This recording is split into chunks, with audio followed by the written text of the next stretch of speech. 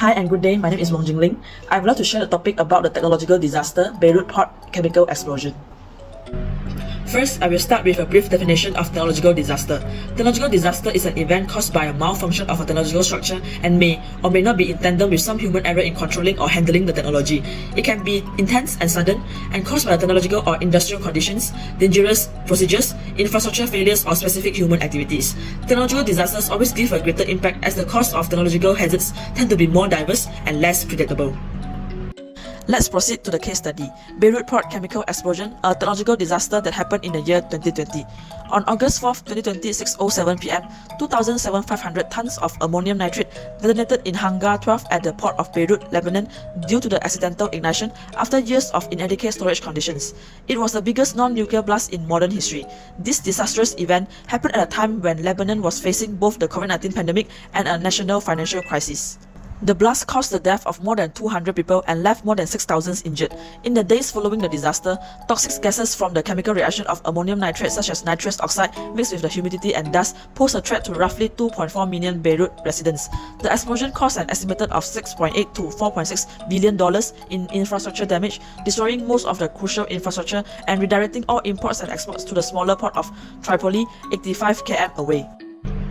The disaster response activities were managed by the Lebanese army, whose incident command structure secured the explosion area to facilitate investigation and begin the search and rescue efforts. The primary and immediate response was a dual effect between the National Civil Defense CD Agency and the Lebanese Red Cross LRC. The factors that led to the Beirut explosion should be overcome with critical steps for recovery in Beirut, Lebanon. The lack of accountability and regulation in the international shipping calls for more public attention to maritime issues, for stricter rules and higher accountability in the ship registration system. One effort advocating for such change is the Outlaw Ocean Project, a non-profit journalism organization that reports on the lawlessness at sea and various offshore abuses to spark the public debate.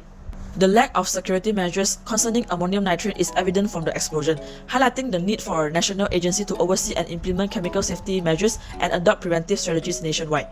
Insufficient disaster risk management in Lebanon indicates the necessity of focusing on the health sector during recovery and capacity building efforts. The explosion and the COVID-19 pandemic have demonstrated the vulnerability and importance of Lebanon's health system. Learning from the event provides a chance to strengthen the health system, ensuring better preparedness for future disastrous events. However, those responsible have not yet been held accountable due to the Lebanon's complex political landscape, which has obstructed the investigation and legal process following the explosion. What should a youth do? Immediately after the explosion, the youth of Beirut were among the first to pick up the pieces and start rebuilding their communities. Devastated by the explosion, young people in Beirut, with the support from the UN Children's Fund, UNICEF, has been working to recover the city. UNICEF Cash for Work program mobilized a youth network to help reconnect homes to water supplies and prioritize the cleaning and rehabilitation of Beirut. This shows the contribution of youth in disaster preparedness and response is crucial.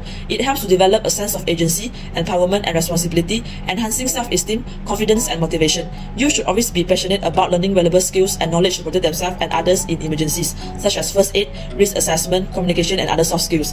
Additionally, youth play a crucial role and serve as a positive role models by increasing awareness, mobilizing resources, volunteering, and promoting disaster risk reduction and climate change adaptation. That's all from me. Thank you.